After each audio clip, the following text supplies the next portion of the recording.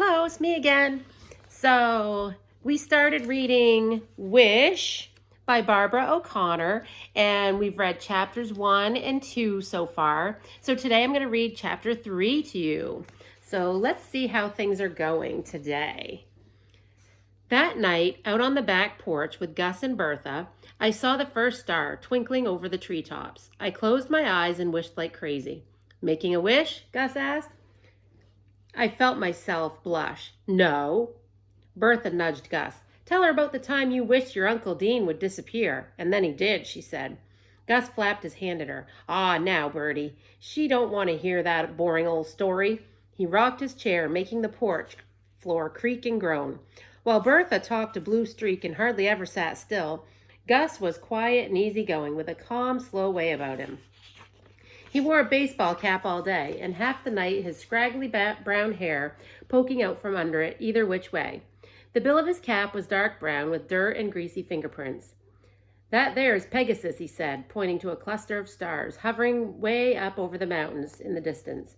Gus should have been a scientist, Bertha said. He can tell you everything you ever wanted to know about the stars and air and planets and water and weather and all that stuff.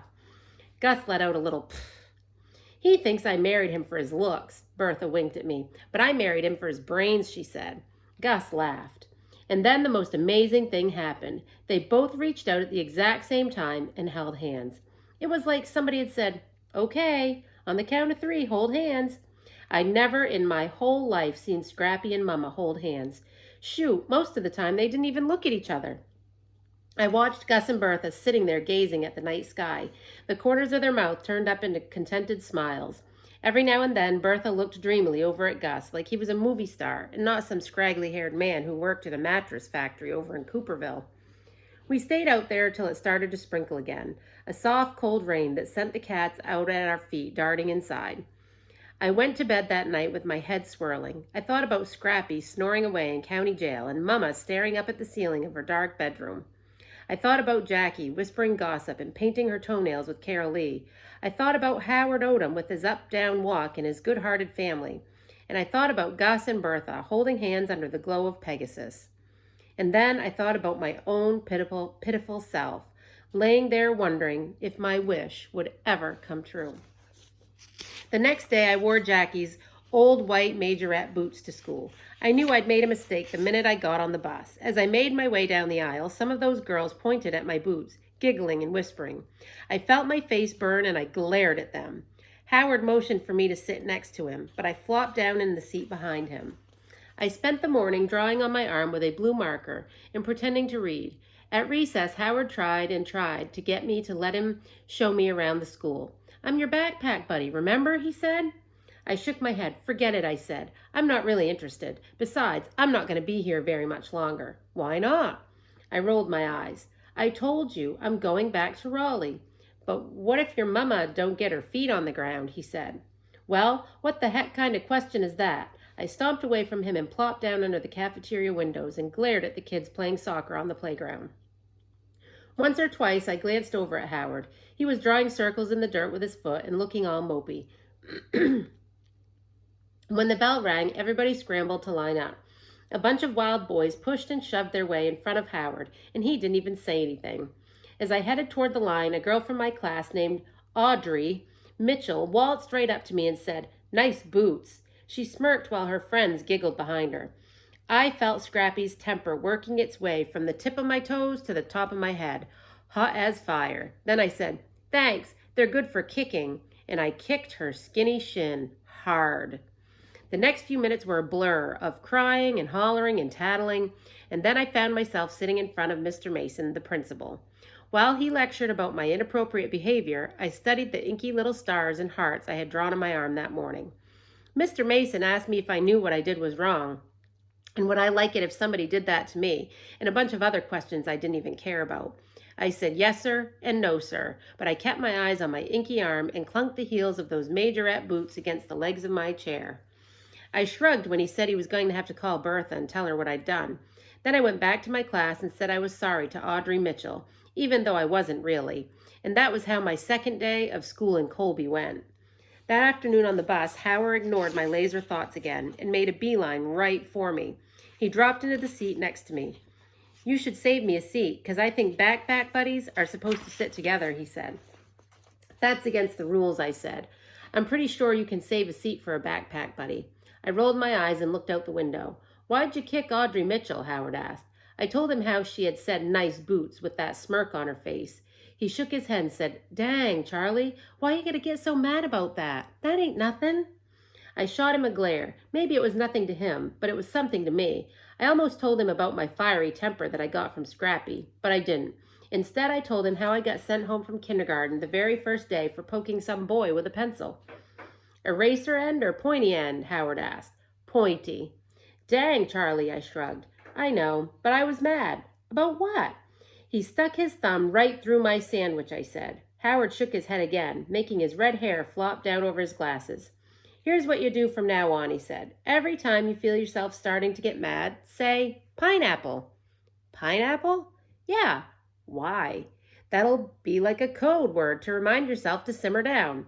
Mama taught my little brother Cotton to say, 'Rutabaga,' every time he gets the urge to draw on the wall. Does it work?" "Sometimes." That sounded like the dumbest thing I'd ever heard, but I didn't say so. We sat in silence as the bus made its way up the narrow mountain road.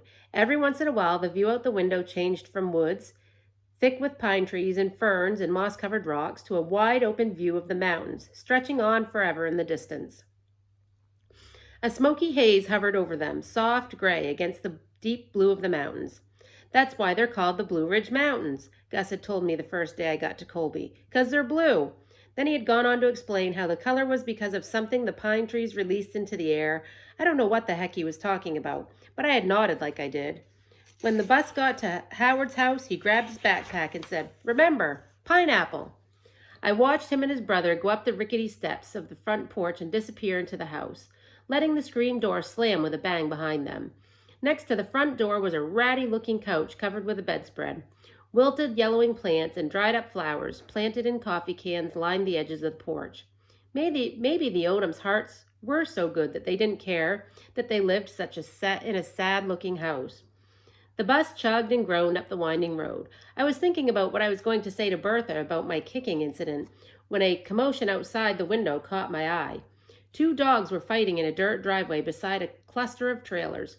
One was small and black. The other one was brown and black and skinny as all get out. A little girl was screaming and carrying on while an old man turned on the garden hose and aimed a hard spray of water at the skinny dog. "Get out of here," he hollered. A woman ran out of one of the trailers and tried to grab the black dog, while the skinny dog snapped and growled and then suddenly just took off running. He ran along the edge of the road beside the bus for a minute or two, his long ears flapping in the breeze. I pressed my face against the window and watched him lope along the side of the road and then turn and disappear into the woods. When I got off at Gus and Bertha's a few minutes later, I looked down at those majorette boots. Jackie had always looked so pretty in them, but I looked dumb. Those girls were right to laugh at me. That familiar mad feeling was settling over me like a blanket. But this time, I was feeling mad at myself for being a loser that nobody wanted. I stomped my foot and then I kicked at gravel, sending it tumbling into the rhododendron bushes along the side of the driveway. Rhododendron bushes, excuse me. Then I whispered, "Pineapple," before heading on up to Gus and Bertha's. Okay, so there's chapter 3. I'm thinking that possibly one of those dogs she saw. Do you think maybe she's going to end up having one of those dogs as a friend? What do you think's going to happen? If you have a chance, you can put in the comments what you think might happen next.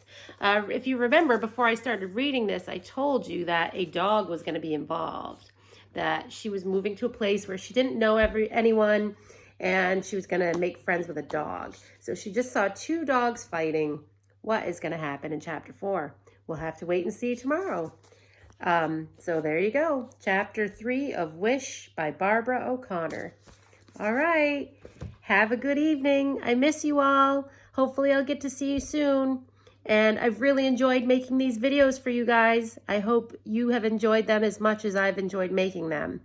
So I really like to think that you guys are excited to see these every day. Okay? So talk to you soon. Bye.